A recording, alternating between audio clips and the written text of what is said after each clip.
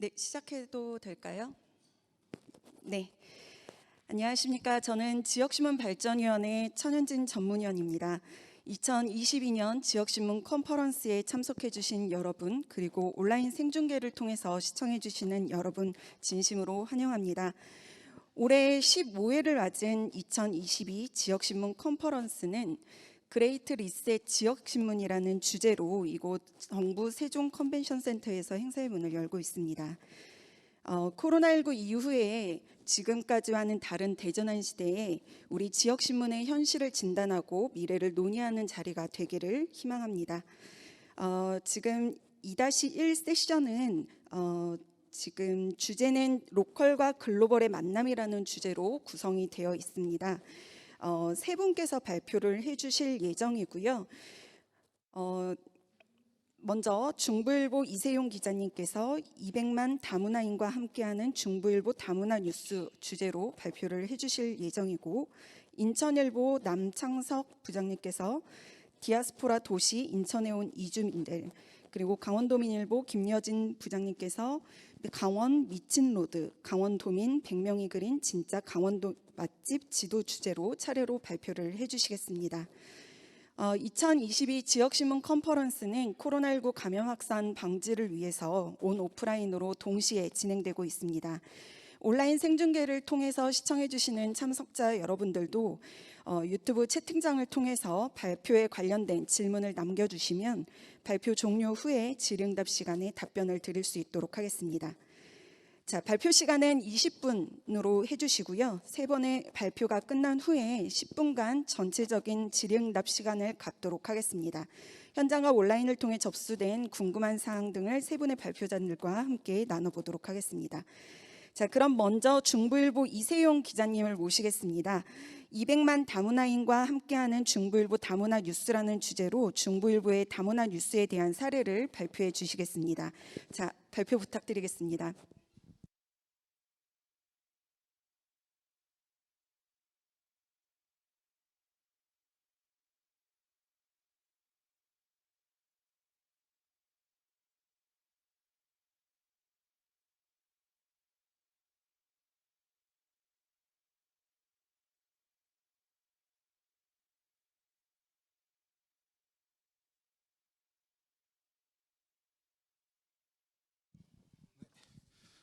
안녕하십니까.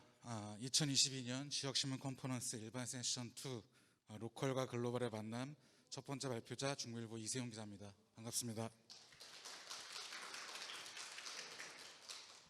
먼저 지역에서 함께 수고하고 있는 우리 선후배 그리고 동료 기자들 앞에서 중부일보가 제작한 다문화 콘텐츠를 발표할 수 있는 기회를 주신 것에 감사 인사를 전해드립니다. 그럼 지금부터 중부일보가 제작하고 있는 다문화 뉴스 콘텐츠에 대해 소개해 드리도록 하겠습니다. 프레젠테이션은 총 3가지 챕터로 구성되어 있습니다. 다문화 뉴스를 기획한 이유, 제작 과정 및 사례, 그리고 마지막으로 보도 성과에 대해 전달해 드리도록 하겠습니다. 제가 말씀드릴 게 많아서 조금 빨리 진행하겠습니다. 우선 다문화 뉴스를 제작한 이유와 배경을 이해하기 위해서 이주 외국인 현황에 대해 살펴볼 필요가 있습니다. 간략하게 이주 외국인 현황에 대해 소개하겠습니다. 여러분은 우리 사회가 다문화 사회, 다문화 국가라고 생각하십니까? 외국인 노동자가 없는 산업 현장, 결혼 이민자 없는 농촌, 원어민 교사가 없는 학원, 이런 모습을 상상하실 수 있습니까? OECD는 이주 외국인의 수가 해당 국가 국내 총 인구수의 5%를 초과하면 다문화 국가 또는 다문화 사회로 규정하고 있습니다.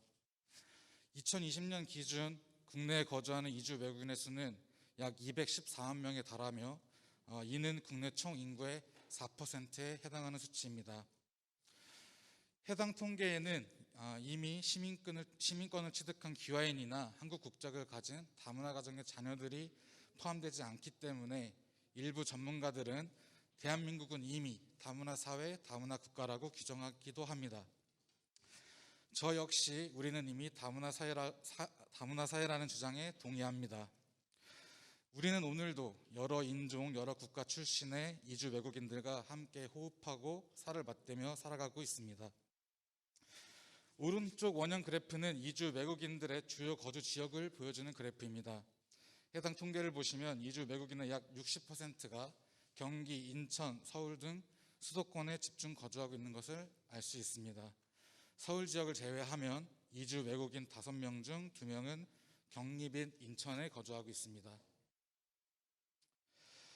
타국에 거주하는 외국인들이 그들의 삶 속에서 가장 큰 어려움을 느끼는 것이 무엇일까요?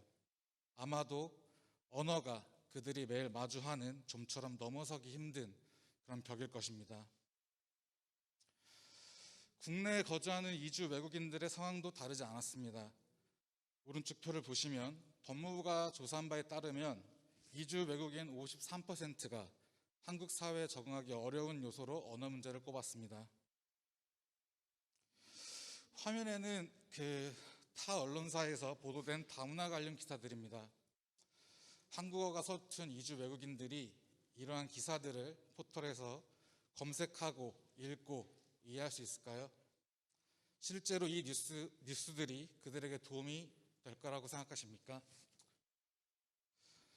이주 외국인의 정보 소외는 내국인과의 정보 격차를 심화시키고 이는 결국 내 외국인 간의 사회, 경제적 계급을 형성시키는 한편 사회 갈등을 유발하는 원인이 됩니다. 중부일보는 이주 외국인의 40%가 집중 거주하고 있는 경기 지역, 인천 지역지로서 이들의 정보 소외, 정보 격차를 해소하고 내국인과 외국인 간의 화합과 사회적 통합을 목표로 다문화 뉴스를 기획했습니다. 중부일보 다문화 뉴스는 크게 2가지 포맷으로 구성됩니다.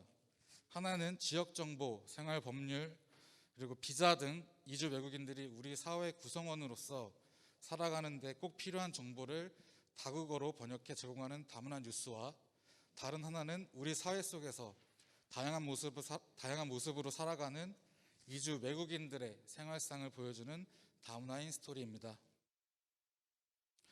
먼저 다문화 뉴스를 제작하는 과정에 대해 설명하겠습니다.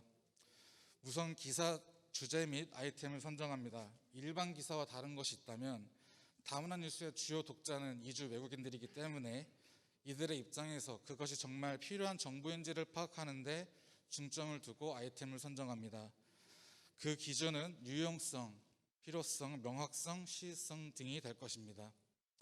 아이템이 선정이 되면은 취재를 시작합니다.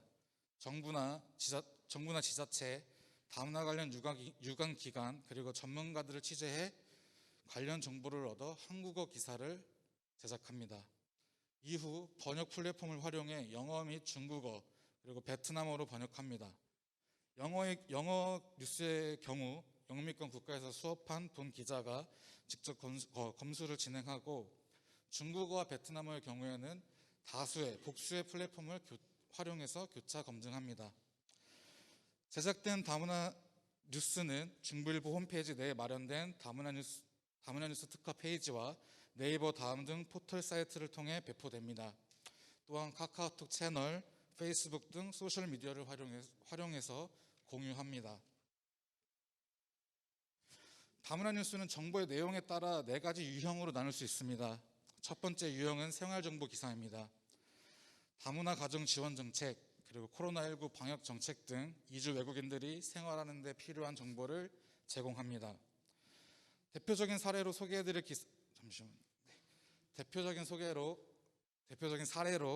기사는 이주 외국인 장애인 등록 관련 기사입니다. 올해 초 장애인 이동권이 우리 사회의 화두로 떠오른 적이 있었습니다. 관련 내용을 취재해 보니 전용 택시를 장애가 있는 우리 국민이 장애인 등록을 하면은 장애인 전용 택시를 이용할 수 있다거나 대중교통을 비장애인보다 저렴하게 이용하는 등 이동과 관련한 다양한 복지 혜택을 받을 수 있다는 것을 확인했습니다. 그렇다면 장애가 있는 이주 외국인들도 우리 국민들처럼 똑같은 복지 혜택을 받을 수 있는지 궁금해졌습니다. 지난 2013년 개정된 장애인복지법에 따라 이주 외국인의 일부가 조건을 충족하면 복지 혜택을 받을 수 있다는 것을 확인하고 보도했습니다. 두 번째 유형은 법률 정보 기사입니다. 이주 외국인들은 자신들이 불합리한 처우를 받거나 권리가 침해당해도 언어적 한계, 법률 지식의 제한 등으로 소극적인 대응으로 일관합니다. 이주 외국인들에게 법률적 수단이나 대응 방법 등을 제공하기 위해 법률 정보 기사를 제작합니다. 대표 사례로 소개해드릴 기사는 이혼한 배우자가 양육비를 지급하지 않는다면 이라는 기사입니다. 지난해 온라인에서는 이혼 후 양육비를 지급하지 않는 배우자의 신상을 공개하는 웹사이트 배드파더스가 논란이 됐습니다. 이혼한 배우자가 아이를 양육하는 배우자에게 양육비를 주지 않는 사례가 많아지고 이에 대한 피해를 호소하는 이들이 많아지면서 사회 문제로 불거졌습니다. 양육비와 관련된 문제가 발생했을 때 내국인은 자신의 권리를 보장받기 위해 법적 공방을 벌이는 등 자신의 권리를 찾기 위해 적극적으로 나서는 것에 반해 이주 외국인들은 경제적, 언어적 한계, 그리고 법률 지식의 제한 등으로 적절한 대응을 하지 못하고 있었습니다. 이에 다문화 전문 변호사의 자문을 받아 양육비를 주지 않는 배우자에게 대응하는 방법 등을 다국어 뉴스로 제작했습니다. 세 번째 유형은 비자 정보 기사입니다. 해외에서 생활해 보신 분들이라면 공감하시겠지만 외국인이 타 국가에서 생활할 때 가장 민감히 반응하는 것이 비자 관련 이슈입니다. 이주 외국인들에게 비자와 관련한 정확한 정보를 그들이 이해할 수 있는 언어로 전달했습니다. 대표 사례로 전해드릴 기사는 한국에서 태어나 한국어밖에 못하는데 갑자기 엄마 나라로 가야 하나라는 기사입니다. 재외동포 비자를 받아 국내에 거주하는 이주 외국인들의 자녀들은 방문 동거 비자를 받습니다.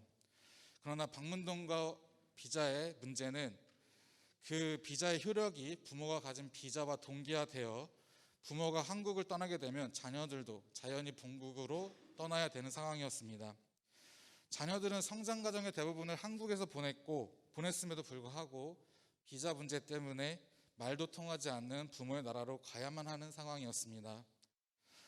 이러한 문제를 인식한 법무부는 부모가 본국으로 돌아가더라도 자녀는 고등교육을 국내에서 모두 이수할 수 있도록 관련 조항을 개정했습니다. 이와 관련한 정보를 파악하고 다국어 뉴스로 제작했습니다. 네 번째 유형은 지역정보 기사입니다. 경기 및 인천 지역 지자체들은 이주 외국인들을 위한 다양한 정책들을 마련하고 있습니다. 그러나 이 역시 한국어로만 소개되고 있는 상황입니다. 중부일보는 관련 정보를 다국어 뉴스로 제작해 전달하고 있습니다. 대표 사례로 경기 지역 지자체들이 다문화 가정을 위해 마련한 지역 정책에 담긴 기사들을 소개해 드리겠습니다.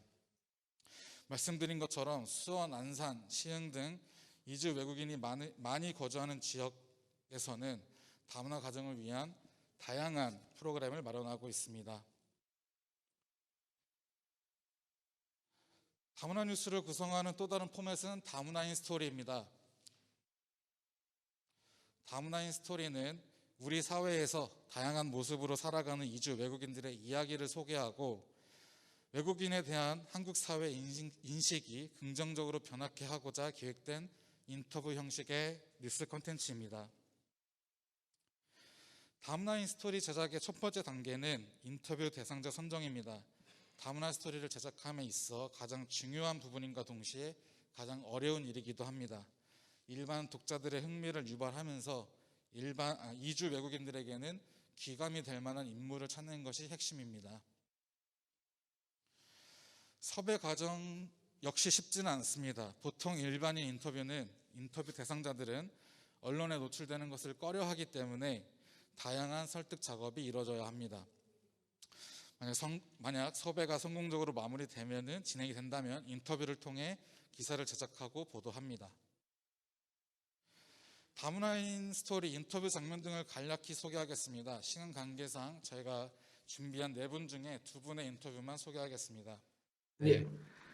Then, 첫 번째 as 화면의 the 주인공은 representative of India, 인도 출신으로 can you 한국에서 give 배우로 some 활동 advice 중인 to 가을아비 other 씨입니다. Indian friends or 한국에 오기 전 the 그는 foreigners who 꽤 want 잘 to 나가던 act or 사업가였습니다. model in Korea? That's a good question. Many times I told to people, first of all, I don't care who you are in Korea, which nationality you are. First of all, if you want to be actor, doesn't matter, whatever, you need to be Advocacy. patient. What does that mean? That means 두 번째 that 화면의 they 주인공은 want to 미국 talk 출신의 about North 탈북민 Korea. 교육봉사 They want the 단체 world to KCC입니다. know about the 교육받을 human 수 rights 있는 자유를 crisis 외치는 in North 그는 Korea, the lack of freedom. 교육받을 자유를 누릴 수 없었던 탈북민들을 위해 영어 교육 봉사 단체를 운영하고 있습니다. 영어를 배운 탈북민들이 북한의 참상을 세계 시민들에게 증언할 수 있도록 기여하고 있습니다. Korea, they're slowly changing. 다문화 히스토리 대표 사례 두 가지를 소개해드리겠습니다. 첫 번째 사례는 몽골 출신의 미등록 외국인 온드라마 씨의 이야기입니다. 온드라마 씨는 지난해 11월 화재 현장에서 어느 한 한국인의 목숨을 구하게 됩니다. 그러나 온드라마 씨는 자신이 목격한 화재 현장에 대해서도 자신이 사람을 구했다는 이야기도 할 수 없었습니다. 미등록 외국인 신분이었기 때문입니다. 이와 관련한 제보를 받고 중부일보는 온드라마 씨를 취재해 그날의 이야기를 한국어와 영어 기사로 제작했습니다. 보도 이후 몽골의 한 언론사와 접촉했고 몽골의 언론사는 해당 뉴스를 몽골어로 번역해 보도했습니다. 해당 뉴스는 큰 반향을 일으켰습니다. 몽골어 기사는 해당 언론사의 소셜미디어에도 게재됐는데 게재된 지 만 하루 만에 좋아요 500개가 달리는 등 뜨거운 반응이 있었습니다. 보도 이후 온드라마 씨에게 합법적인 체류 신분을 부여하자는 여론이 형성됐고 결국 온드라마 씨는 그 선행, 그 기여를 인정받아 합법적인 체류 신분을 받았습니다. 물론 미등록 외국인의 국내 체류가 바람직한 것은 아니며 이를 옹호하기 위함도 아니지만 미등록 외국인이라 하더라도 최소한의 책임을 다하며 살아가는 이들을 소개했다는 점에서 의미가 있었습니다. 두 번째 사례는 우크라이나 출신 드미트리 씨의 이야기입니다. 그는 아내와 세 딸을 두고 있는 평범한 가장으로 수원에서 직장 생활을 하고 있습니다. 하지만 지난 2월 러시아가 우크라이나를 침공한 이후 그는 매주 주말 서울행 버스에 오릅니다. 러시아 대사관 앞에서 열리는 반전 집회에 참석하기 위해서입니다. 아직도 고국에 거주하고 있는 가족과 동포들을 생각하면 가슴 한편이 아려온다고 이야기합니다. 그는 계절이 2번이나 바뀌는 현재에도 동포들을 위해 매주 주말 반전 시위에 참석합니다. 그의 평범한 일상, 평화로운 주말은 언제 돌아올 수 있을까요? 마지막으로 보도 결과물 및 성과에 대해 전달해 드리도록 하겠습니다. 앞서 소개해드린 바와 같이 이주 외국인들의 스토리를 전달하는 다문화 스토리는 지면과 온라인으로 보도됩니다. 화면에 보이는 이미지들은 지면으로 보도된 다문화인 스토리 기사들입니다. 여러 가지 언어를 다루는 다문화 뉴스는 일반적으로 온라인을 통해 보도됩니다. 중부일보는 다문화 뉴스 섹션을 마련했으며 이주 외국인들은 자신들이 이해할 수 있는 언어로 뉴스를 접할 수 있게 됐습니다. 취재를 하다 보면 이주 외국인들과 소통을 하게 되는데 그중 일부는 다문화 뉴스를 통해서 국내 소식을 접하고 있다고 이야기하기도 합니다. 중부일보가 생산하는 다문화 뉴스는 카카오톡 채널과 페이스북 페이지 및 그룹 등 소셜미디어를 통해 공유됩니다. 특히 소셜미디어는 이주 외국인들이 본 기자와의 소통을 통해 정보를 얻는 하나의 창구로 자리매김하고 있습니다. 특히 페이스북 그룹은 다문화 뉴스뿐만 아니라 일자리 정보, 중고 거래 등 이주 외국인들 간의 소통 공간으로 활용되기도 합니다.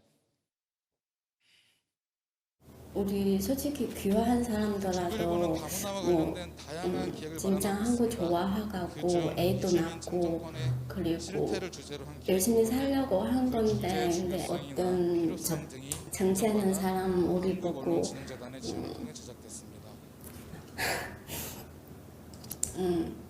한국 사람하고 외국 사람 결혼하는데 애기 낳는데 잡종하고 하니까 그거 너무 너무 저희 한국말 부담스러워. 지난달 17일부터 20일까지 총 5편의 시리즈 기사가 배포됐으며 이와 관련된 인터랙티브 콘텐츠도 뉴스 보도 완료 시기에 맞춰 함께 공개됐습니다.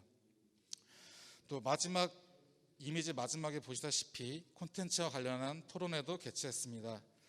경기도 의원 그리고 대학 교수, 이주 외국인 시민운동가 등을 초청해 이주 외국인 참정권 증진을 위한 방안을 함께 이야기했습니다. 토론을 통해 도출된 증진 방안은 건의문 형식으로 경기도 의원들께 전달해 드렸습니다. 이것은 중부일보가 제작한 인터랙티브 콘텐츠의 배경 화면입니다. 중부일보 다문화 뉴스는 지난해 10월 첫 보도를 시작으로 약 1년간 진행됐습니다. 제작 초기에는 뉴스 아이템 선정도 어렵고 자문해줄 전문가를 섭외하는 것도 쉽지 않았습니다. 그러나 다문화 사회로 진입한 우리 사회에서 내국인과 외국인의 통합은 필수 불가결한 부분이며 중부일보가 사회 통합에 이바지할 수 있는 언론의 역할을 다하겠다는 일념으로 묵묵히 진행해 왔습니다. 그렇게 시간이 흐르다 보니 중부일보 다문화 뉴스를 주목하는 눈도 점차 늘었습니다.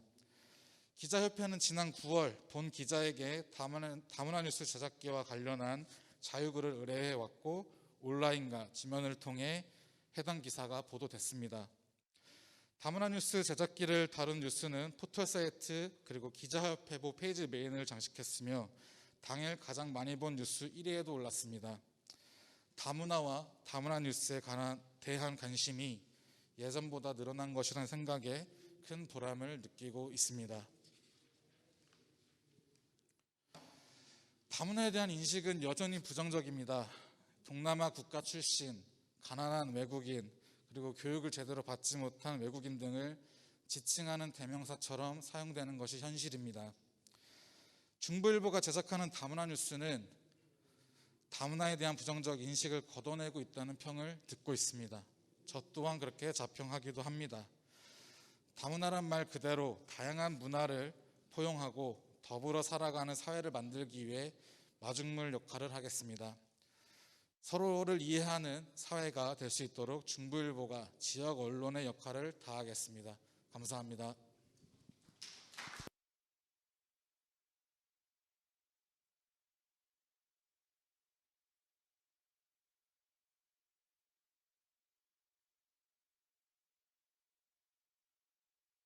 네, 발표 잘 들었습니다.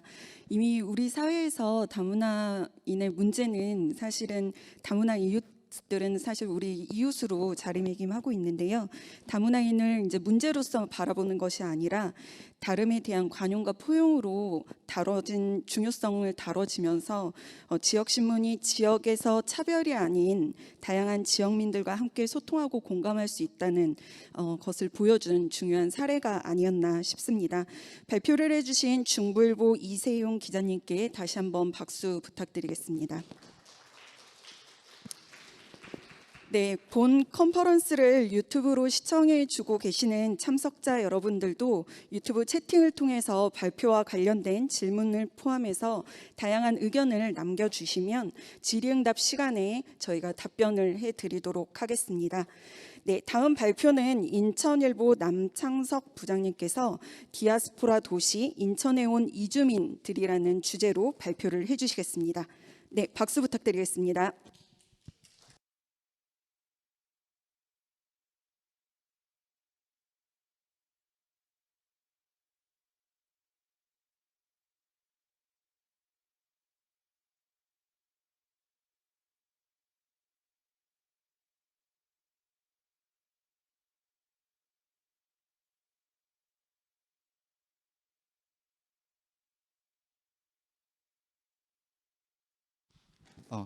안녕하십니까. 두 번째 발표를 맡은 인천일보 남창석 기자입니다.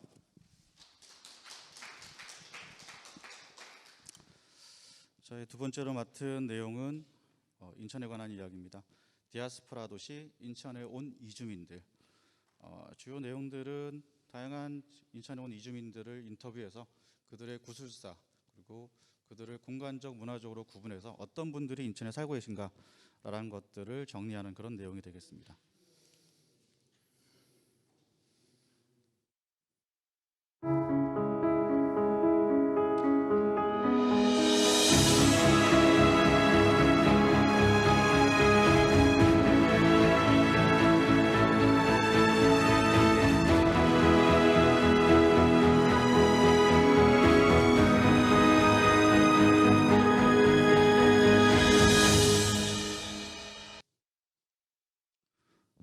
이번 기획에 그 영상도 같이 첨부가 됐었는데 영상의 인트로 부분입니다.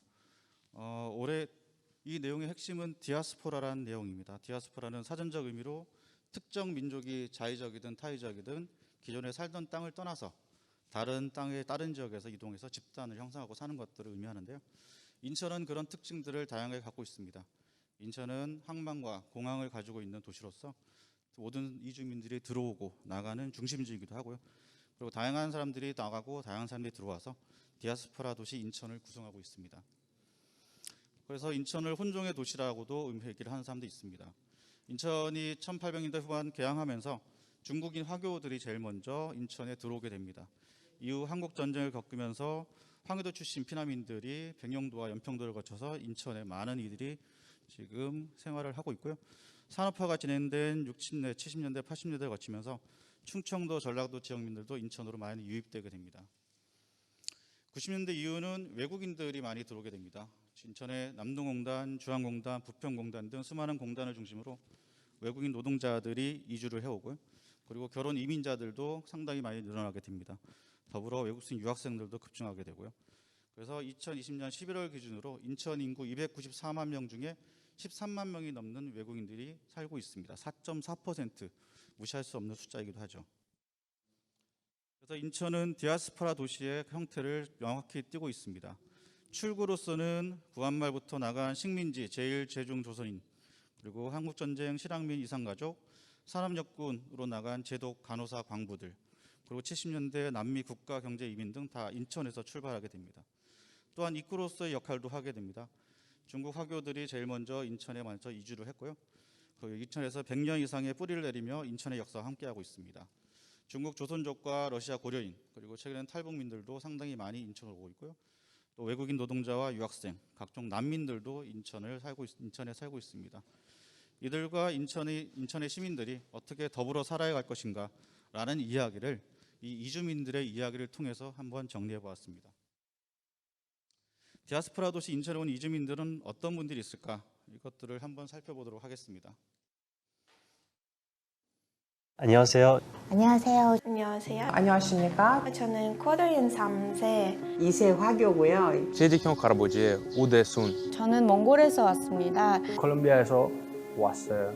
우즈베키스탄 온 중국 내몽골 적봉시에 미얀마에서 온 인천에 시집 온 지 한 40년이 넘었고 한국 온 지 13년 된 40년 전에 미국으로 갔다가 2001년도에 들어갔습니다. 2012년도에 처음으로 왔습니다. 김나자예요. 조진이라고 합니다. 에카체리나라고 입니다. 저 신소혜입니다. 크리스토입니다. 임현주라고 합니다. 저는 예진이라고 합니다. 제 이름은 펠리페예요. 얀나인 투입니다. 윈라입니다. 묘혜인이라고 합니다. 장은이라고 합니다. 사르도르라고 합니다. 권혜농이라고 합니다. 제리아입니다. 지금 한국에서 인천에 살고 있습니다. 저희가 인터뷰한 이주민들입니다. 약 30명 가까이 되는데 그중 보도된 분들은 한 25명 정도, 그리고 다른 이유 때문에 보도되지 못한 분들도 있습니다. 주요 취재 개조를 보면 지난 5월부터 6월까지 2달 가까이 이분들을 섭외해서 취재를 했습니다. 쉽게 취재가 되는 분들도 있지만 이 중에 보면은 상당히 어려운 상황에 처해 있는 분들도 많이 있고, 특히 탈북민들, 이슬람 이런 분들은 취재에 접근이 상당히 어려움을 느꼈습니다. 보도 기간은 7월부터 10월까지 총 12회에 거쳐서 진행이 됐고요. 지면 12회, 영상 12회, 그리고 지면에 QR코드를 삽입해서 손쉽게 영상을 볼 수 있도록 첨부했습니다. 주요 취재 내용을 보면은 인천 디아스포라라는 도시에 가장 적합한 그런 인천 이민사 박물관이 전국 최초로 인천에 건립돼서 운영되고 있습니다. 이곳에 가서 인천의 이주민에 대한 기본적인 조사들, 그리고 해외에 나간 이주민들에 대한 기본적인 내용들을 들어봤습니다. 또한 대표적으로 이주민의 대표적인 사례로 할 수 있는 인천 차이나타운, 100년 넘게 인천에 거주하고 있는 인천의 역사이기도 합니다. 중국 의식점과 종교, 무술 등 이들이 그동안 인천과 한국사에 퍼뜨린 각종 문화유산들 또 함께 알아봤고요. 이런 내용들을 화교 전문가인 인천대 이정희 교수 인터뷰를 통해서 재확인하는 그런 시간을 갖기도 했습니다. 인천 부평에 가면 미얀마 거리가 있습니다. 아시는 분도 계시겠지만 미얀마가 군부 독재 쿠데타로 인해서 상당히 많은 어려움을 겪고 있고요. 그리고 미얀마 부평역에는 서울에 있는 주 미얀마 대사관, 공식적인 대사관과 별개로 민주연방 주 대표부가 부평에 따로 설립돼서 운영되고 있습니다. 이런 부분들을 같이 보도를 했습니다. 또한 인천에는 조한역 기존 차이나타운 이외에 조선족과 중국인들이 90년대 이후에 들어오면서 조한역 인근의 그런 조선족 거리를 새롭게 만들어가는 모습도 인터뷰를 추진했습니다. 북한 이탈 주민도 같이 만나서 인터뷰를 진행했고요. 외국인 노동자들, 그리고 특이한 사항으로 송도 국제도시에 가면 송도 아메리칸 타운이라는 거주지가 있습니다. 이곳은 한국에서 이민 나간 분들이 역이주지에 한국에 다시 정착할 수 있도록 만든 그런 주거 공간입니다. 이 부분도 처음으로 같이 소개를 했습니다. 그리고 인천에 온 외국인 유학생들, 그리고 특히 인천의 고려인들이 최근에 급격하게 늘어나고 있습니다. 그래서 연수구 한방마을을 비롯한 고려인 거리, 그리고 고려인 정착 과정을 치유하기 위해서 안산 고려인 마을과 광주 고려인 마을도 같이 취재를 했습니다. 또한 이슬람 사원, 10여 개 이슬람 사원을 중심으로 이슬람 커뮤니티가 구성되어 있는데 이 부분도 접근을 했습니다.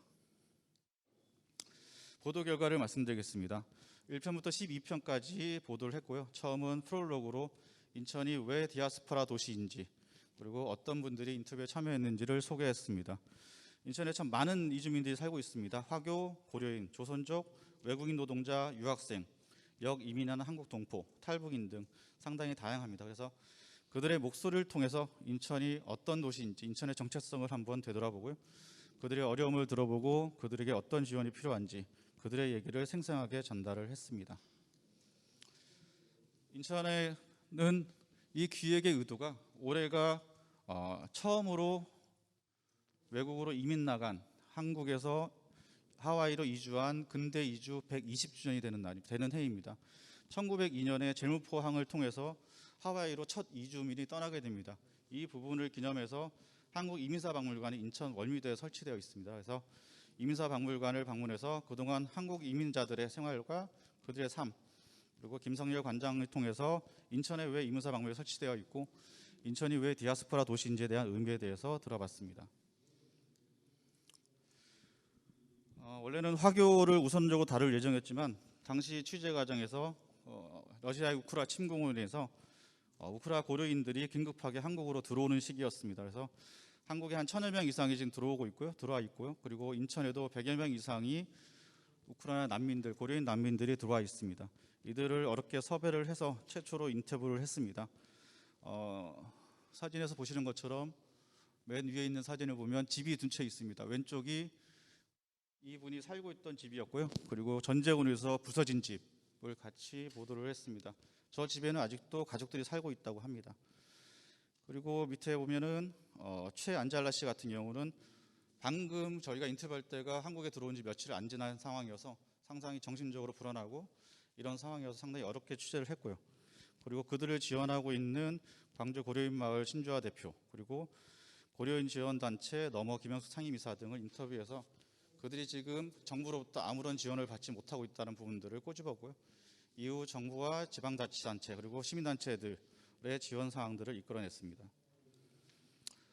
네 번째로는 인천에 독립운동가 후손들이 많이 들어와 있습니다. 특히 고려인 후손들이 많이 들어와 있는데 그중에 최재형 선생님이라고 있습니다. 연해주 독립운동가의 대부라 불리는 최재형 선생님의 후손이 인천에 살고 있습니다. 특히 최일리아 씨는 최재형 선생의 5대손으로 인천대에서 유학 생활을 하고 있고요. 또한 이번 기회를 통해서 인천 한방마을에 그 최재형 선생의 후손 중에 한 명인 이 콘스탄틴 씨가 살고 있는 걸 추가로 확인했습니다. 그래서 최정 기념사업회가 조직되어 있는데 최정 기념사업회를 통해서 이들을 더 지원할 수 있는 방안들도 모색을 했습니다. 인천이 지금 한방마을이라고 고려인들이 밀집해 있는 전국 단일 마을은 전국 최대 규모라고 합니다. 공식적으로는 한 3,000명에서 4,000명 정도 거주하고 있는 것으로 알려져 있고요. 비공식적으로는 9,000명 이상, 10,000명이 넘어간다는 통계치도 나오고 있습니다. 여기에 살고 계신 차 카트날 씨를 인터뷰를 해서요. 왜 인천 한방마을에 고려인들이 모여 살고 있는지 3가지 이유를 들 수 있습니다. 먼저는 집값이 싸고, 두 번째는 교통이 좋고 바로 옆에 남동공단이 있어서 일자리를 확보할 수 있습니다. 그리고 인천 한방마을 인구 연수구가 교육 환경이 좋아서 아이를 키우는 그런 외국인들한테 특히 각광받는 지역이라는 그런 이야기를 들을 수 있었습니다. 6번째는 또 인천 부평 일대가 미얀마인들의 성지로 그렇게 꼽히고 있습니다. 부평역 앞은 원래부터 미얀마인들의 만남의 장소였습니다. 그러면서 미얀마인들의 거리가 형성되면서 각종 음식점과 그리고 가게들이 생기고, 그리고 미얀마인들의 정신적인 중심지인 불교 사원들도 여러 군데 생겨나고 있습니다. 하지만 군부에 의한 쿠데타로 인해서 군부 독재가 시작되면서 그에 반대하는 각종 시위와 대항하는 움직임을 볼 수 있는 그런 민주화의 성지로 그들에게 다시 부상되고 있습니다. 주 대한민국 미얀마 대표부를 이끌고 있는 얀나이튼 특사를 비롯해서 오래전부터 인천에 살고 있는 미얀마인과 최근에 군부 독재를 피해서 들어온 미얀마인들을 인터뷰해서 그들의 어려운 상황을 들어봤습니다. 지금도 부평역 앞에서는 주말마다 미얀마인들의 항의 집회가 계속 진행되고 있습니다. 인천에는 대표대학으로 인하대와 인천대가 있습니다. 이곳을 중심으로 유학생들이 매년 늘어나고 있고요. 그리고 이들을 위한 특별한 교육 프로그램들도 진행이 되고 있습니다. 이 부분도 한번 깊숙이 다뤄봤습니다. 이 제해동포 송도 아메리칸 타운은 상당히 특별한 케이스입니다. 전국의 유일한 처음으로 시작된 케이스이기도 한데요. 송도 국제도시의 다른 아파트와 다른 주거단지가 바로 송도 아메리칸 타운입니다. 이 대상에 입주할 수 있는 대상은 제동포들만 입주할 수 있습니다. 그래서 송도 아메리칸에서 830세대 규모의 주상복합으로 지은 이곳에 많은 제외동포들이 다시 한국으로 돌아와 정착을 하고 있습니다. 주로 미주 이민자들이 상당히 많고요. 남미나 아프리카, 유럽 이민자들도 포함되어 있는 것으로 알려지고 있습니다. 이들은 해외에서 한 30년, 40년 이상씩 살면서 한국이 발전하는 모습, 민주화되는 모습들을 보면서 그들의 목소리로 한국이 어떻게 변화했는지에 대한 얘기들을 들어봤습니다. 2000년 들어서는 결혼 이주민도 상당히 늘어나고 있습니다. 특히 결혼 이주민들은 특별히 잘 밖으로 드러나지 않는 경우가 많았었는데, 이번에 결혼 이주민들을 인터뷰하면서 인천 지역에서 상당한 많은 결혼 이주민들이 살고 있는 것을 확인할 수 있었습니다. 특히 인천 구월동 일대는 인천의 중심지라고 할 수 있는데, 이곳에 인천 외국인 지원 종합지원센터가 설립되면서 이들의 사랑방 역할을 하고 있고요. 특히나 구월동 일대, 남동공단 일대에 많은 결혼 이주민들이 3,000명 이상이 살고 있다는 그런 구술 증언도 받을 수 있었습니다. 마지막으로 인천의 가장 오래된 이주민은 근대화된 이후에 화교들입니다. 화교들이 어떻게 인천에 정착했는지에 대한 얘기들이 그동안 많은 이야기들이 있었는데, 인천대 정은주 교수의 인터뷰를 통해서 그들의 얘기를 정리해 보았습니다. 인천에 처음으로 정착한 화교들은 1882년 이모군란 때 청나라 군대를 따라 들어온 상인들을 그들을 시작으로 할 수 있습니다. 이후에 많은 화교들이 들어와서 이곳에 정착을 했고요. 차이나타운이란 이름은 2000년 이후에 붙여진 이름이고, 인천에는 100년 넘은 화교촌이 지금도 차이나타운 이름으로 불리면서 그들의 삶을 이어가고 있고요. 이들의 역사가 바로 인천의 역사다라는 부분들을 정리해봤습니다. 이들이 인천에 100년 이상 살면서 많은 유산들도 남기고 있습니다. 대표적인 것이 우리가 잘 알고 있는 짜장면, 그리고 또 다른 무술 유산이 하나 있습니다. 팔괘장이라는 것이 있습니다. 그래서 짜장면을 익히 잘 알고 있어서 인천의 대표적인 중국 입식점인 풍미를 가서 사장님 인터뷰를 통해서 그들은 인천 시민이다, 차별받는 것에 대한 억울함을 갖고 있다, 이런 부분들의 얘기들을 들었고요. 그리고 또 하나의 중국 무술인 팔괘장은 이 처음으로 인천에 정착한 팔괘장 무술가가 다행히 화교뿐만 아니라 한국인들에게도 팔괘장 무술을 전수를 했습니다. 그래서 한국의 인들이 다양한 계파를 가지고 팔괘장 무술을 전수하고 있고요. 그래서 지금도 이 팔괘장 이름이 인천 노파 팔괘장 이름으로 하나의 계파를 만들어서 운영이 되고 있습니다. 마지막으로 에필로그를 보면 취재를 통해서 상당히 많은 인터뷰를 진행해서 지면이 좀 부족한 면이 있었습니다. 그래서 에필로그 전에 한국 전쟁과 관련된 이야기 두 분을 따로 인터뷰를 실었습니다. 위에 분은 펠리페 씨라고 콜롬비아 유학생입니다. 이분의 사연은 1950년 한국 전쟁에 그 할아버지가 참전한 용사의 후손입니다. 그래서 70년대에 시차를 두고 할아버지가 먼저 인천을 땅을 밟았고요. 70년 후에 그 손자가 다시 인천의 땅을 밟았습니다. 얼마 전에 코로나로 돌아가셔서 상당히 안타까운 심정으로 인터뷰를 진행했고요. 그와 인천과 콜롬비아에 대한 교류의 역할을 하겠다는 그런 얘기를 중심으로 진행을 했고요. 밑에는 탈북인들에 대한 인터뷰를 여러 차례 진행을 했는데 신문 지면은 모르겠지만 영상으로 나간 거에 대해서는 한사코 거부하는 분이 많았습니다. 그래서 탈북인 단체를 지원하고 있는 목사님을 인터뷰를 해서 그 말로 간접적으로 그들의 이야기를 보도를 했습니다. 마지막으로 에필로그로는 인천에 다양한 이주민들이 살고 있는데 그들이 어떻게 공간적, 문화적으로 온오프 라인 상에서 커뮤니티를 형성하고 있는지를 분석을 해봤습니다. 상당한 다양한 지역에서 다양한 방식으로 그들만의 공동체를 이뤄가고 있고요. 이들이 인천 시민과 어떻게 더불어 살 수 있는지에 대한 고민들을 남기게 됐습니다. 이주민주를 간단히 살펴보면 첫 번째 서구 쪽 보면 콜롬비아 참전용사 기념관은 매년 콜롬비아 대사관과 많은 콜롬비아 기업인과 정부 관계자들이 참전하고 참배하는 그런 장소로 유명하고요. 아까 말씀드린 부평은 미얀마인들의 성지로서 많은 미얀마인들이 찾고 있습니다. 그런 것들을 각 구별로 정리를 해서 이들이 어떻게 공간적으로 그리고 문화적으로 그들만의 커뮤니티를 구성하고 있는지 시각적으로 나타냈습니다.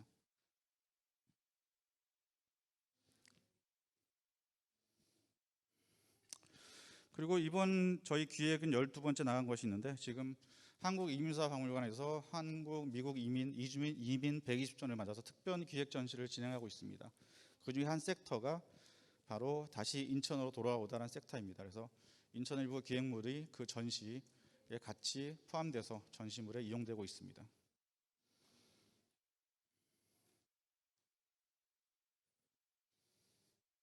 인천 하와이 이주 120주년을 맞아 인천을 떠나간 이주민과 함께 인천으로 들어온 다양한 이주민들을 만났습니다. 드문드문 알던 사실들을 연결해보니 상당히 많은 이야기가 있었습니다. 이들의 이야기를 통해 포용과 다양성을 표방하는 디아스포라 도시 인천의 의미를 되새겨봅니다.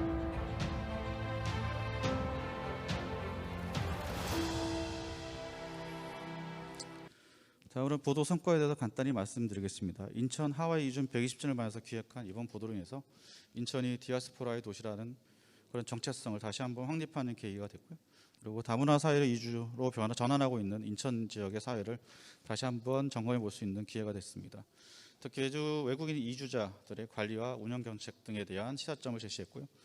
그리고 인천에 위치한 한국이민사박물관과 함께 공동으로 이주민들에 대한 조사활동, 아카이브, 전시를 추진했고 실제로 성과를 거뒀습니다. 그리고 다문화 사회, 다문화 시대의 동북아 거점 도시인 인천에 대한 새로운 국민적 관심과 확산을 유도했고요. 그리고 다문화 사회의 전국적 확신에 대해서 새로운 정책 수립의 방향을 제시했습니다. 특히나 최근 윤석열 정부의 국정과제 중 하나인 재해동포청 설립이 추진되고 있는데요. 인천에 재해동포청을 설립하는 내용들도 함께 인천시와 추진하고 있습니다. 이상입니다. 감사합니다.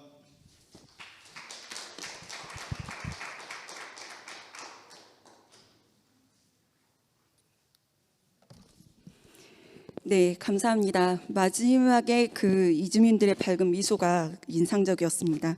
저도 인천하면 차이나타운 정도만 생각하고 있었는데요. 한반도의 입구이자 출구인 인천의 이주의 역사와 다양한 이야기들을 이렇게 엮어내면서 좀 인천의 새로운 모습을 또 발견할 수 있었던 것 같습니다. 우리 주변에 곳곳에 퍼져 있는 디아스포라에 관련된 문제들을 좀 심도 있고 그리고 화합과 공존, 존중의 가치로 다루면서 인천일보에서 이러한 가치들이 잘 발현이 된 것 같습니다. 네, 발표해 주신 인천일보 남창섭 부장님께 다시 한번 감사 인사드립니다. 네, 유튜브를 통해서 지금 로컬과 글로벌 세션을 시청하고 계시는 참가자분들께서는 오늘 발표와 관련된 궁금한 사항 등을 유튜브 채팅장을 통해서 남겨주시면 저희가 잠시 후 질의응답 시간을 통해서 이 발표자분들과 자세한 얘기를 나눠보도록 하겠습니다.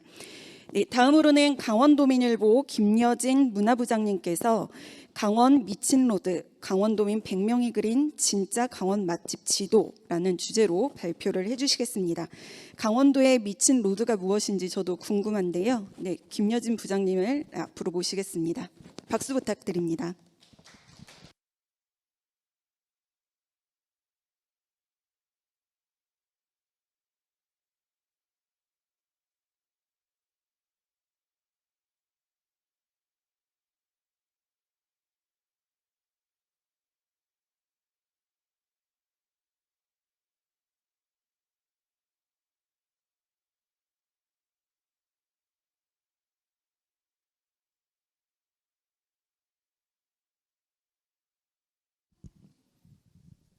네, 안녕하십니까. 방금 소개받은 강원도민일보 문화부장 김여진입니다.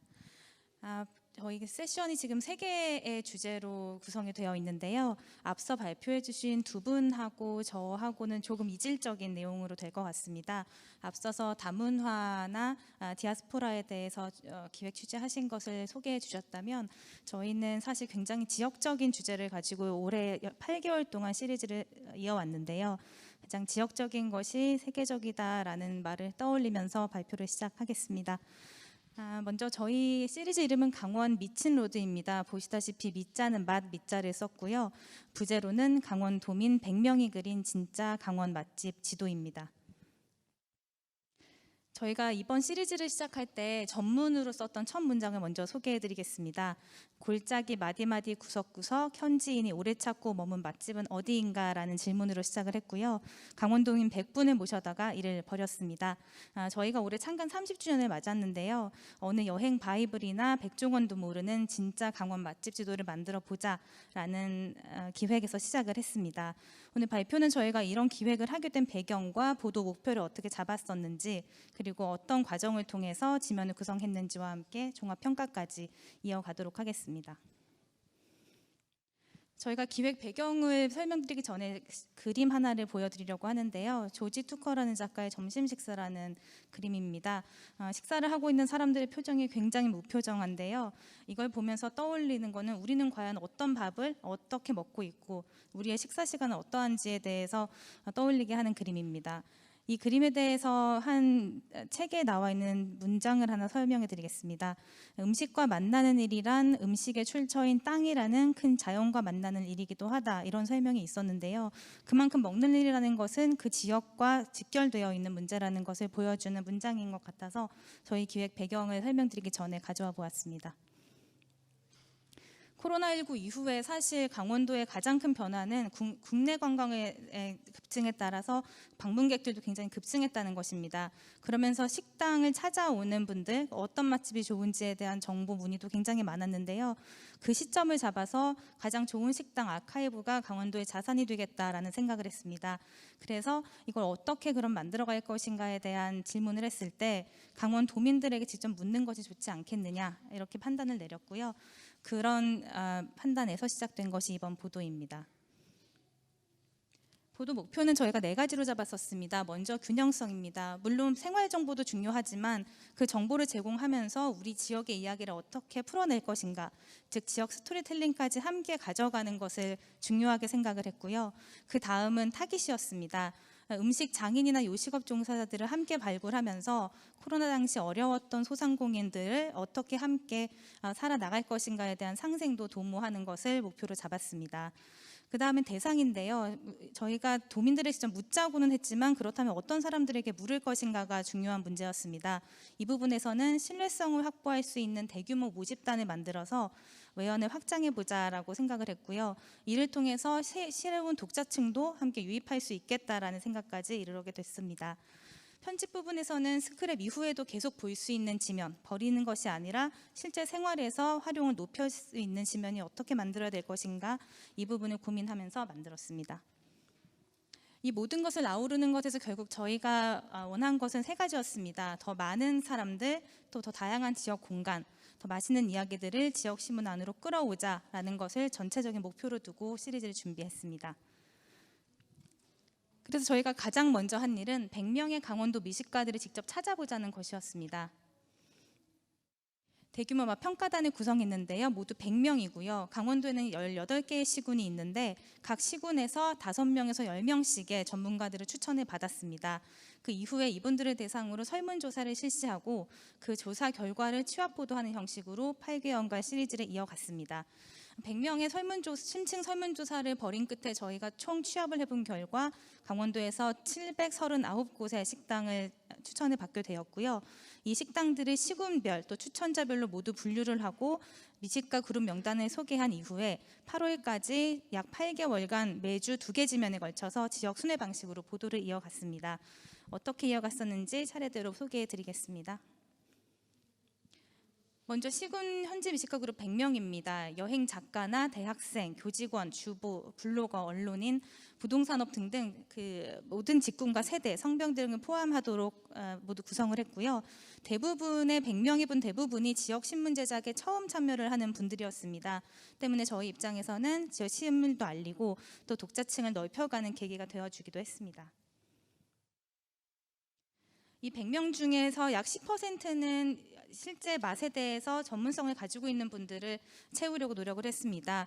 보시면 강원도를 대표하는 리조트들에서 주방장으로 계신 분들도 계시고요. 소노펠리체나 파크로쉬, 라데나 CC, 발왕산 문화파크 등등에 계신 주방장님들, 또 음식연구회장, 조리학과 교수님들까지 다양하게 10분 정도를 모셨고요. 이외에는 모두 강원도의 일반적인 도민분들입니다. 어린이집 교사나 조각가, 택시기사, 디자이너 등등 많은 직군에서 참여를 해주셨습니다. 그럼 이분들에게 저희가 무엇을 물었을지 궁금하실 텐데요. 먼저 각 한 분당 10곳씩의 식당을 추천해달라고 부탁을 드렸습니다. 자신이 거주하는 지역에서 5곳, 그렇지 않은 곳에서 5곳씩 10곳씩 추천을 받았고 추천하는 간단한 이유와 함께 추천 메뉴, 또 설문조사를 같이 함께 실시를 했고요. 안주류 위주의 유흥주점 등은 제외를 했습니다. 저희가 그 기본적인 정보 이외에 추천 이유와 함께 설문조사도 같이 실시를 했는데요. 이유는 한 줄 평의 서술형 평가와 함께 객관식 항목까지 구체화해서 보다 객관적인 자료를 확보하기 위해서였습니다. 청결 여부나 방역, 또 음식 양이나 가격, 화장실, 주차장, 대기 유무까지 구체적으로 기재를 하도록 부탁을 드렸습니다. 이를 통해서 객관적 정보와 주관적 경험을 함께 맞춰서 정보 신뢰도를 좀 높이도록 했고요. 그 결과 서빙하는 종사자의 태도라든지 창문 너머 보이는 풍경이 어떤지, 또 전체나 후식으로 나오는 음식의 정보는 어떤지 등 구체적인 정보들을 알 수 있었고, 대부분 해당 식당을 블로그에서 찾아서 들어가지 않는 한은 알기 어려운 구체적인 정보들을 한꺼번에 취합을 할 수가 있었습니다. 현지에 사는 지인에게 직접 묻고 들어야 하는 고급 정보들이 수집이 되는 결과가 나왔습니다. 저희가 직접 받은 한 줄평 사례들을 좀 가지고 왔는데요. 글씨가 작아서 잘 보이실지 모르겠지만 먼저 속초 키친 온유라는 식당의 경우에는 스토리를 서빙하면서 고객에게 일일이 설명해 준다라는 정보가 있었고요. 그 아래에는 전복의 식감이 일품이다 라거나 웨이팅이 길어서 지루할 수도 있겠다라는 구체적인 정보가 들어가 있습니다. 밑에 동해 소복소복을 보시면 재료 소진으로 일찍 문을 닫을 수 있다는 점 지적해주고 있고요. 그 밑에는 튀김과 메밀소바가 환상적인 조화를 이룬다, 이런 주관적인 평가들이 음식을 고를 때 어떤 부분을 더 중점적으로 볼지에 따라서 선택지를 넓혀주고 있는 정보들입니다. 이외에도 평 사례들이 많은데요. 실제 강원도에 놀러 오실 때 참고해서 좋으니까요. 자료집 첨부해 주시면 감사하겠습니다. 이렇게 100명에게 설문조사를 저희가 지난해 12월 한 달 동안 진행을 했고요. 보도 기간은 올해 1월부터 8월 17일까지 매주 2개 지면씩 보도를 했습니다. 보도 순서는 춘천, 원주, 강릉, 동해, 속초, 삼척, 여기가 시단위인데요. 각 3주와 2주씩 들어갔고 태백부터 다른 군단위는 1주씩 진행을 했습니다. 이 중에서 특이할 만한 점은 태백이 시단위 중에서는 유일하게 1주가 나간 지역입니다. 저희가 추천을 받았을 때 분량에 따라서 지면을 반영을 했는데요.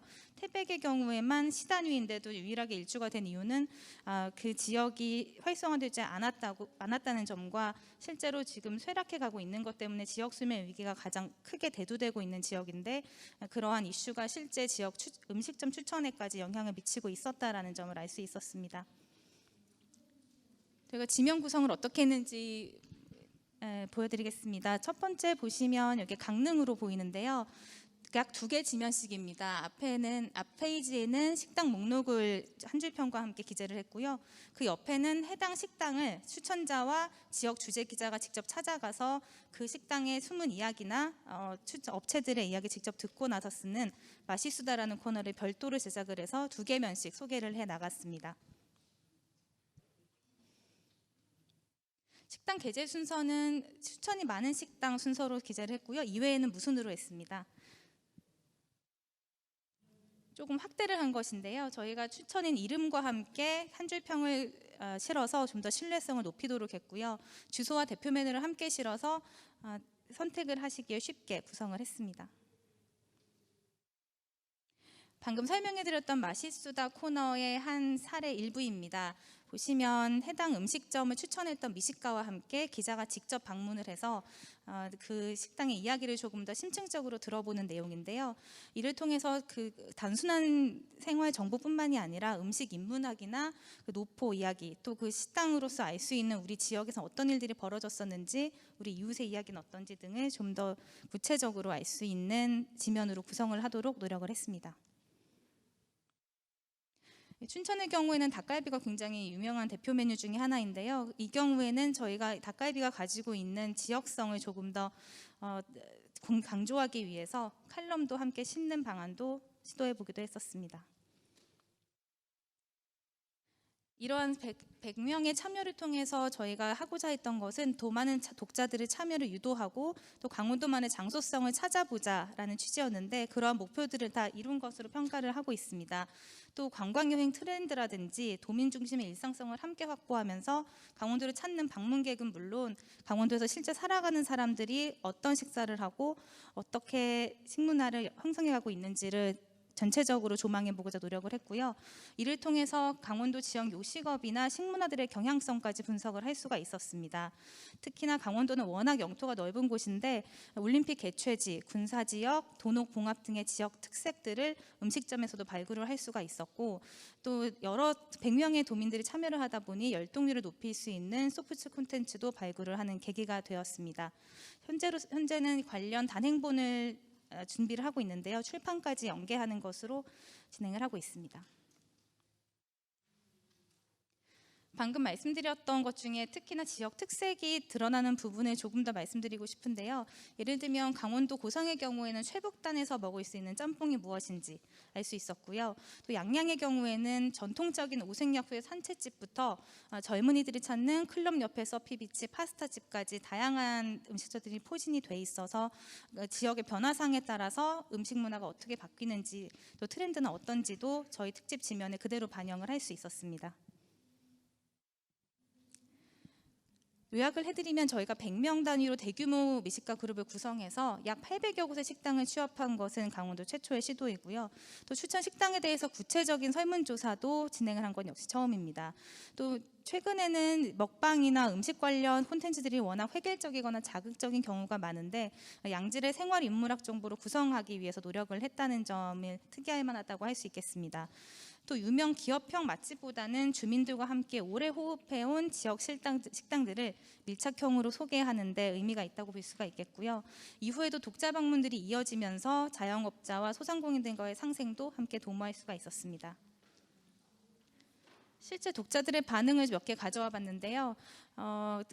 관련 보도가 나간 이후에 저희와 함께 식당을 방문했던 미식가 그룹에서 온 메시지인데 마이너리티한 국수집 한 곳이 자존감을 갖게 되었다라는 감사 인사 보내오신 곳이 있었고요. 독자들에게는 메일이 상당히 많이 오고 있습니다. 예를 들면 지금 가운데에 있는 이미지인데요. 가족들과 함께 소개해 주신 곳들을 도장 깨게 하는 중인데 관련 고화질 지면을 받아볼 수 있겠느냐 이런 메일이 굉장히 많은 편이었고요. 사실은 추천을 받아서 가보았는데 별로였다 이런 피드백들도 함께 있어서 그런 경우에는 저희가 해당 식당에 의견을 전달해주는 역할까지 해주고 있습니다. 아까 말씀드렸듯이 저희가 설문조사를 진행할 때 구체적인 심층 면접조사까지 진행을 했습니다. 해당 내용은 저희가 아직까지 다 소화를 하지 못한 상황이어서 이 내용들을 앞으로 어떻게 활용할지에 대한 고민들은 남아있는 상황이고요. 우선은 저희가 지금까지 보도했던 것들을 중심으로 책자 제작을 준비를 하고 있습니다. 올해 중에 발간을 앞두고 있고요. 또 시리즈를 바탕으로 영상 미디어부 중심으로 맛집 기획 영상 제작도 할 수 있을 것으로 보이고요. 또 점심시간마다 사실 저희가 이 기사 관련 기사들이 상위 랭크에 올라가는 경우들이 굉장히 많습니다. 또 직접 지면을 스크랩해서 옆에 두고 보시는 분들도 많다는 이야기가 들려오고 있고요. 100명에게 받은 10개 항목 구성 설문을 어떻게 활용해 나갈지에 대한 아카이브도 진행을 해 나갈 예정입니다. 방금 설명드린 책자 제작 현황인데 이런 식으로 지금 제작이 되어가고 있고요. 실제 저희가 지면 디자인한 것을 바탕으로 단행본에 맞게 편집을 하고 있는 과정에 있습니다. 오늘 세션에 맞게 좀 고민을 해보았는데 로컬과 글로벌의 만남이기 때문에 저희가 이렇게 지역의 로컬 맛집들을 풍부하게 설문조사를 하고 조사를 한 것이 그렇다면 세계적으로는 어떻게 나갈 수 있겠는가 생각을 해보면 강원도에 내년부터 세계 살림 엑스포, 내후년에는 강원 동계 청소년 올림픽, 또 강원 강릉 세계 합창대회 등의 아주 대규모 국제 행사들이 많이 있습니다. 이분들을 손님 맞이 활용하는 것에 굉장히 중요하다고 생각을 하고 실제로 강원도가 평창 동계올림픽을 치를 때 가장 신경을 많이 썼던 부분이 식문화하고 손님 맞이 부분이었거든요. 그래서 업소별 조사를 바탕으로 한 심층 응시적 아카이브 작업을 앞으로 조금 더 구체화해서 국제 손님들을 맞이할 때 활용할 수 있도록 고민을 해 나갈 예정입니다. 저희가 마지막으로 방금 말씀드린 것들을 모두 종합을 해서 강원도민들의 일상과 또 강원도를 찾는 관광객들의 여행, 또 힘들게 살아가고 있는 소상공인들의 하루를 더 즐겁게 만들어갈 수 있도록 콘텐츠로 만들어 나가겠습니다. 들어주셔서 감사합니다.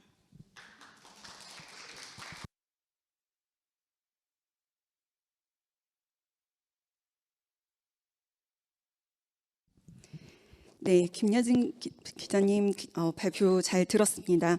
강원도 지역 곳곳에 숨은 맛집들을 단순한 정보만 전달하는 것이 아니라 독자와 지역민들이 참여하고 그것을 또 다시 스토리텔링으로 엮어내면서 다채롭게 구성한 면이 돋보였던 것 같습니다. 우리와 밀접한 음식 문화를 아카이브화한 사례로 지역신문에서 검증한 맛집이라고 하니까 저도 강원도에 한번 찾아갔을 때 맛집 리스트로 저장해 둬야겠습니다. 네, 발표해 주신 김여진 부장님 감사드리고요. 다시 한번 큰 박수 부탁드리겠습니다. 자, 그럼 지금부터 지금 이 세션에서 세 분의 발표와 관련된 질의응답 시간을 갖도록 하겠습니다. 발표자 세 분을 앞으로 모시겠습니다.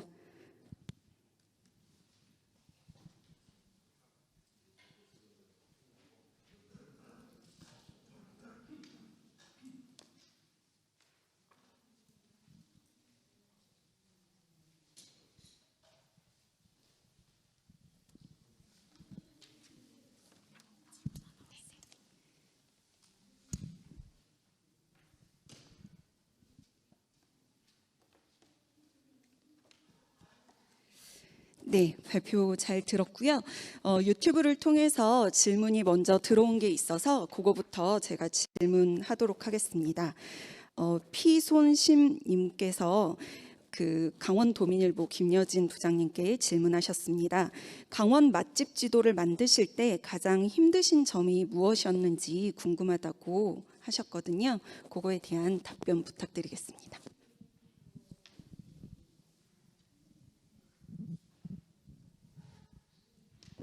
네, 당연히 이제 처음 데이터를 만드는 작업이었는데요. 아까 발표에서 말씀해드렸듯이 100명에게 설문조사를 받다 보니 그 100명을 한 명 한 명 다 심층조사 면접을 했어야 됐었습니다.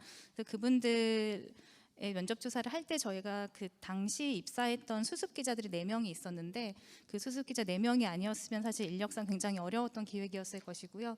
그 덕분에 당시 수습기자들을 교육을 하는 데도 큰 역할을 했던 시리즈이기도 합니다.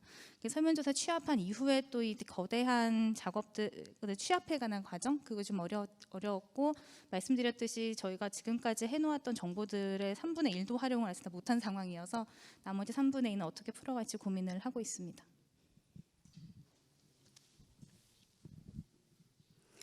네, 아무래도 평가단을 구성하고 그다음에 설문조사를 하고 그 결과를 취합하기까지 보도 과정이 만만치는 않았을 것 같은데요. 지금 이제 뭐 추후 그 수집된 자료들을 추후에 뭐 책자로도 발간하시고 뭐 영상 콘텐츠로도 제작하신다고 하셨는데 혹시 뭐 여행 중에 이제 맛집 근처에 갔을 때 이렇게 살펴볼 수 있게끔 모바일 콘텐츠로 제작을 한다라고 하면 이용자들이 조금 접근성이 조금 더 높을 것 같은데 추후 이제 콘텐츠 활용 방안에 대한 고민들을 조금 더 자세하게 좀 설명을 좀 해주실 수 있으실까요? 예, 제가 지금 책자가 거의 가안이 나와서 갖고 왔는데 저 밑에 두고 제가 깜빡했는데요. 예.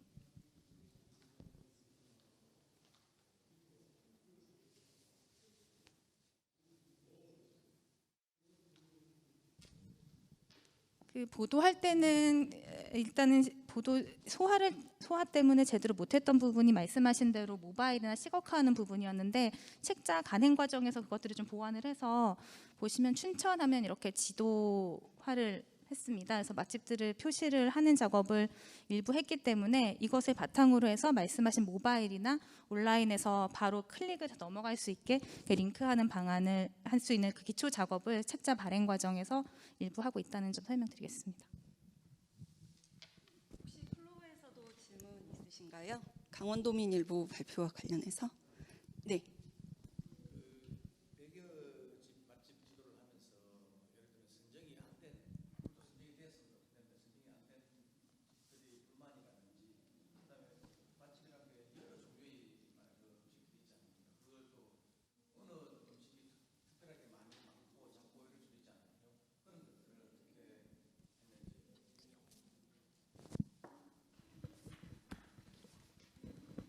저희도 그 부분이 가장 고민이었는데요. 실제로 2달 전쯤에 저 20년 구독자께서 신문에 절독하시겠다고 전화가 오신 막국수 사장님도 계셔요. 근데 이제 그런 것을 하나하나 받아들이기 시작하면 끝이 없기 때문에 이번에는 그 100명의 평가단을 확실하게 구성을 해서 더도 덜도 없이 그분의 평가들만 싣는 것으로 선을 그었습니다. 대신에 이분들을 활용해서 한 번 더 구체화한다거나 예를 들면 장르별로 혹은 뭐 그 음식별로 지역별로 하는 방안은 추가적으로 나아갈 수 있는 방안이라고 생각하고요. 이번은 첫 기획이었기 때문에 그 부분은 선을 그었습니다.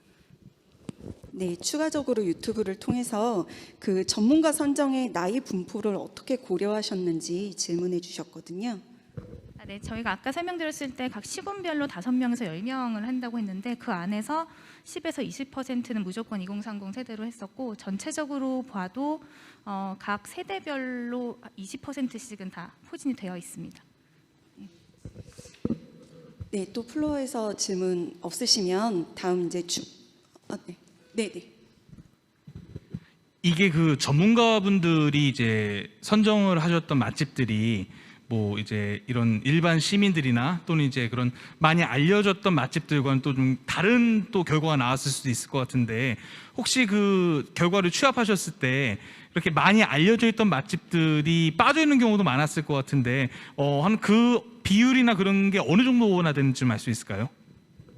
네, 저희가 당연히 이곳은 들어가겠지 싶은 곳이 빠진 곳도 있고요. 역시나 들어왔구나 하는 것들도 있었는데 그게 좀 반반, 절반 정도 비율이 되는 것 같고요. 또 시군별로도 좀 차이가 있습니다. 사실은 2만 명이나 3만 명 정도 인구 규모의 군단위 같은 경우는 워낙 그 유명한 곳들을 예상대로 들어가는 경우가 있지만 또 아무도 모르는 시골의 간판도 없는 집들이 이번 기획 보도를 통해서 발굴된 경우가 훨씬 더 많아서 저희는 그쪽에 의미를 좀 두고 싶습니다.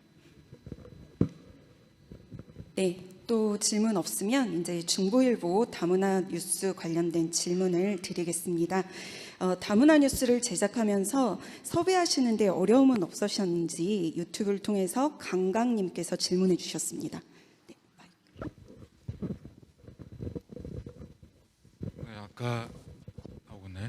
아까 그 PPT에도 나왔는데요. 제일 그게 어려운 부분이고요.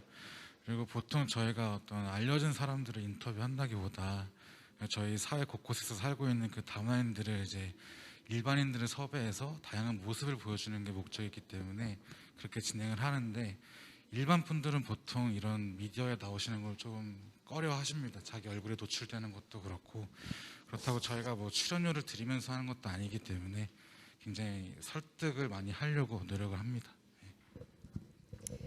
네, 또 질문 드리겠습니다. 다문화 인스토리는 인터뷰를 어떤 언어로 진행을 하셨는지 신다비님께서 질문해 주셨습니다. 네, 지금은 일단은 보통 제가 인터뷰를 나가는데 제가 영어를 할 수 있기 때문에 영어가 가능한 이제 다문화인들을 인터뷰를 하고 그리고 한국말이 가능한 그 다문화인을 위주로 인터뷰하고 있습니다. 근데 이게 좀 더 발전을 하고 또 추후에 시간이 지나면은 한국말을 못하더라도 다양한 언어로 이제 인터뷰할 수 있도록 진행해 보도록 하겠습니다. 네, 저도 궁금한 점이기도 했는데요. 취재 보도 하시면서 어쨌든 기자분하고 취재원 간의 언어적인 그런 장벽 해소를 어떻게 하셨는지 그게 궁금했고, 그리고 지금 영어, 중국어, 베트남어로 지금 기사를 작성하고 계시는데 그런 기사 작성하실 때는 또 어려움은 없으신지 궁금합니다.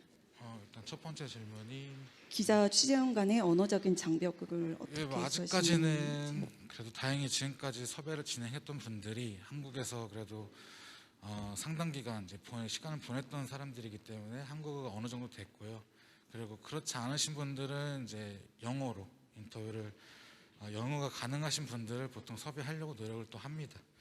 그리고 또 다음 질문이 영어, 중국어, 베트남어로 기사 작성하실 때 보통 이제 말씀드린 것처럼 영어 같은 경우에는 제가 이제 검수가 가능하기 때문에 그런 부분을 이제 검수를 잘 하는데 중국어랑 베트남어 같은 경우에는 전문 인력이 사실 없습니다. 그래서 여러 플랫폼을 교차로 이제 검증을 하고 그리고 제가 이제 보통 제가 아는 제가 소통하고 있는 베트남인이나 중국인 분들한테 그런 거를 이제 문의를 해서 그렇게 검증하고 있습니다. 네, 다문화 기자분들을 많이 활용하셔도 좋을 것 같다는 생각이 들고요. 그럼 지금 이 다문화 뉴스를 담당하고 계시는 그 팀 내 담당 기자분들은 몇 분 정도가 담당을 하고 사실 계시는지? 저희 국장님하고 저하고 둘이 하고 있습니다. 네, 알겠습니다. 네, 다음 제가 이제 인천일보 남창석 부장님께 질문 드리도록 하겠습니다.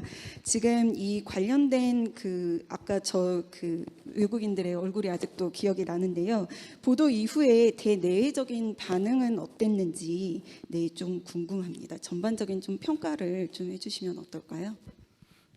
매년 이런 기획 취재들을 진행을 하고 있는데 이번에 디아스포라 관련된 기획은 뭐 시대가 그 상황에 맞아서 그런지 모르지만 상당히 뭐 반응이 괜찮았던 부분이기도 하고요. 특히 우크라이나 고려인들 문제를 인천에 오신 분들이 있었는데 단독 그동안 인터뷰를 하지 못했습니다. 그래서 그 기회를 통해서 단독으로 인터뷰를 하고 그들의 목소리를 생생하게 전달해낸 것들, 그리고 우크라이나 전쟁으로 인해서 미얀마 사태가 한참 뜨거웠다가 줄어들었는데 그 부분을 다시 좀 재환기시킬 수 있는 그런 계기가 됐던 것 같습니다.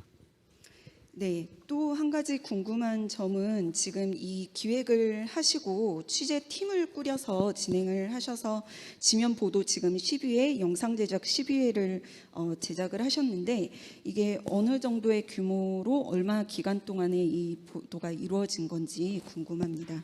아까 발표 드릴 때 취재 기간이 한 2달 가까이 걸렸고요. 취재팀은 저를 비롯해서 탐사보도부 팀원들과 같이 4명으로 또 사진부까지 해서 6명으로 꾸렸었고요.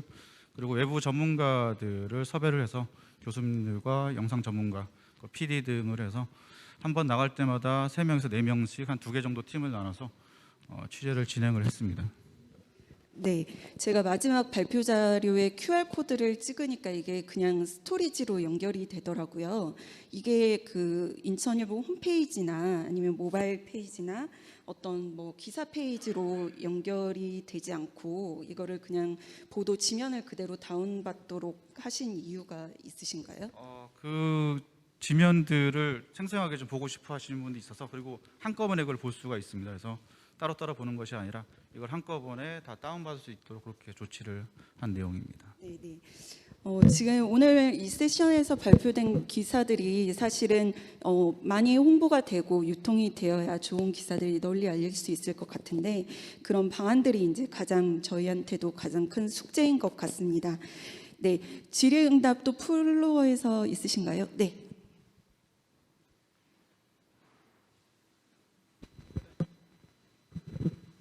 네, 저 중부일보 이세용 기자님께 질문드립니다. 저는 경인일보에서 일하고 있는데요. 중부일보 걸어서 10분 거리에 있습니다. 다문화인 스토리를 매년 지면으로 읽어본 애독자였는데 제가 궁금했던 점은 이게 있습니다. 제가 오늘 들어보니까 콘텐츠 기획, 생산, 가공, 유통, 독자 피드백까지 한 명이서 다 전담하는 것 같은 느낌이 들어요. 실제 어떤지, 그러니까 협업은 어떻게 가능한지 그게 궁금한데, 왜 그러냐면 이 기획이 굉장히 장기간 이어지고 있고 앞으로 지속될 것 같은데, 여기 계신 다른 분도 마찬가지겠지만 지역신문의 가장 큰 어려움이 어떤 인력, 투자 없이 어떤 개인의 열정으로 가는 경우가 많기 때문에 실제 그런 부분은 어떤지가 궁금하고요. 두 번째는 여기 아마 이제 언론재단 계신 분도 와 계신 것 같은데, 실질적으로 이런 프로젝트를 할 때 언론재단이나 지발이나 뭐 이렇게 만약에 지원이 필요하다면 실질적인 어떤 게 있을지, 그거에 대해서 질문드립니다. 네, 그래서 저도 아까 다문화 뉴스를 담당하는 기자 팀이 몇 명이나 되는지 한번 확인을 했었는데요.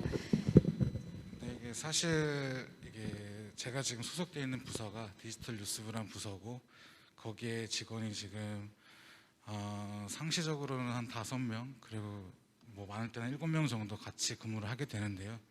제일 어려운 부분이 제가 아까 말씀드렸던 것처럼 어떤 다문화인을 섭외하는 거나 아니면 아이템 선정인데, 그런 부분에서 이제 팀원들이 많이 도움을 주기 때문에 사실 그렇게 크게 어려움을 많이 느끼지는 못하고 있어요. 근데 이제 뭐 예를 들어서 좀 더 정교한 기사를 만들기 위해서 제가 아까 말씀드렸던 것처럼 영어 같은 부분은 제가 검수가 가능하고 제가 제작이 이제 완벽하게 처음부터 끝까지 다 가능한데, 컨트롤이 가능한데, 그 이외의 언어들은 제가 사실 어떻게 보면은 가까운 분들한테 문의를 한다거나 좀 더 정교하게 기사를 다루지 못하기 때문에 그런 부분은 좀 회사에서 지원을 해줬으면 좋겠다, 이런 생각을 가지고 있고, 그리고 뭐 이게 장기간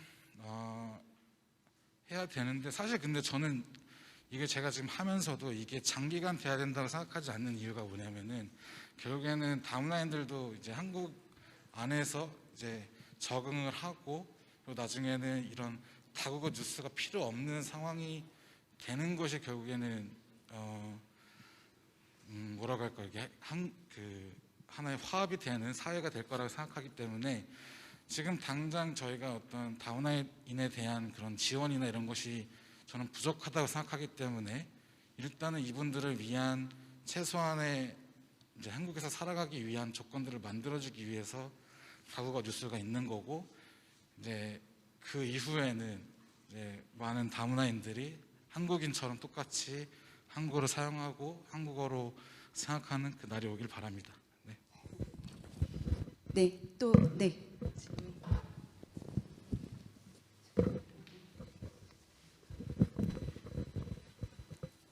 예, 저는 언론진흥재단 이사장 표완수인데요.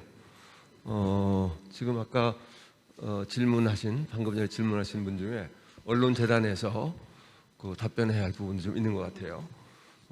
지금 지역 언론들, 신문뿐만 아니라 방송 모두 상당히 어려운 환경에서 일을 하고 있는데요. 언론재단이 지원할 수 있는 부분은 기획 취재 지원이라고 지원을 해드리는데, 그거는 예산이 한계가 있기 때문에 공모를 해서 이렇게 심사를 거쳐서 선정하게 됩니다. 그 과정을 거쳐야 되는데, 원래 심층 기획 취재라는 거는 미리 기획을 사전에 이렇게 완전하게 해가지고 준비를 한 다음에 하는 거기 때문에 아마 공모에 응할 수 있는 시간은 아마 되실 것 같아요. 그러나 다만 예산이 풍족하지 못하기 때문에 모든 지원한 분들, 언론사나 기자분들에 대해서 다 지원을 못 해드리고 심사를 거쳐서 하게 됩니다. 그렇지만 많이 활용해 주시면 좋고요. 대개 보면은 지원을 하는 데서만 하고 안 하는 데서는 안 해요. 그래 지역 방송인 경우 보면은 지역 MBC가 굉장히 많이 하더라고요. 지역 MBC가. 그리고 지역 민방에서도 좀 하고 그렇지만은 그 다른 데서는 안 하는 데가 많아요. 안 하는 이유도 제가 대략 짐작이 가죠. 그걸 하려면은 인력이 고정적으로 2명이나 3명이 배치가 돼야 되는데 사실 그런 인력을 장기간 이렇게 배치하기도 쉽지가 않죠. 그래서 그러저런 사정들이 있는데 혹시 그 무슨 다른 지원이 또 있는지는 재단에서 오랫동안 근무해오고 계신 우리 지역 언론 지원국장 얘기를 조금 들어보도록 하겠습니다. 네, 저 지역 언론 지원국장 정대필입니다. 사실은 이제 이사님께서 말씀하신 거는 언론진흥기금 쪽에서 주로 지원하는 부분들이고 지발기금에서도 역시나 기획지재 지원이 있고 또 지역신문 제안 사업이라든지 다양한 사업들이 있는 건 다 알고 계실 텐데 아까 말씀하셨던 그 이제 어떤 전문 인력과의 코어이라든지 이런 것들은 저희가 새로운 신규 사업이나 이런 걸로 개발해서 추가적으로 지원할 수 있는 방법을 계속 고민을 하고 있습니다. 그래서 지역 신문에 계신 분들도 좀 그런 신규 사업이나 이런 거에 대한 아이디어들이 있으면 지발이나 재단에다 계속 얘기를 해주시면 저희가 최대한 반영해서 신규 사업을 개발하도록 그렇게 하겠습니다. 네, 감사합니다. 네, 또 질문 있으신가요? 네. 네, 가장 그 지역 곳곳에서 구석구석에서의 컨텐츠부터 그다음에 다문화 디아스포라의 거대한 또 담론의 문제까지 가장 지역적인 것이 가장 좀 세계적인 것이다라는 의미에서 지금 일반 세션 로컬과 글로벌의 만남이라는 주제로 구성이 된 것 같습니다. 세션이 구성이 된 것 같고요. 아까 이사장님께서도 말씀해 주시고 국장님께서도 말씀해 주신 것처럼 재단이나 위원회의 사업 중에 뭐 모바일 컨텐츠 제작으로 필요하신 부분 그리고 뭐 취재 인력으로 또 필요하신 부분 그리고 또 뭐 다문화 기자가 필요하신 부분들은 저희가 또 적극적으로 도와드릴 수 있는 부분들은 도와드리도록 하겠습니다. 네, 그러면은 이상으로 2022년 지역신문 컨퍼런스 일반 세션 2-1을 모두 마치겠습니다. 본 컨퍼런스를 위해서 멀리 발걸음해 주신 발표자 세 분께 다시 한번 큰 박수 부탁드리고요. 그리고 현장에서 끝까지 경청해 주신 여러분 그리고 생중계 유튜브를 통해서 참여해 주시는 여러분께 감사드립니다. 그리고 지금도 지역에서 애쓰시고 계시는 지역신문 종사자 모든 분들께도 감사 인사를 드리도록 하겠습니다. 네, 오늘 컨퍼런스 자리가 새로운 시대를 맞이하는 여러분들의 그레이트 리셋에 비상한 각오로 내일을 시작할 수 있는 자리가 되기를 기대하겠습니다. 네, 감사합니다. 네, 1세션은 지금 종료가 됐고요. 저희가 3시부터 2세션이 시작이 됩니다. 충분히 휴식 취하시고 또 듣고 싶은 세션에 들어가셔서 네, 들어주시면 될 것 같습니다. 감사합니다.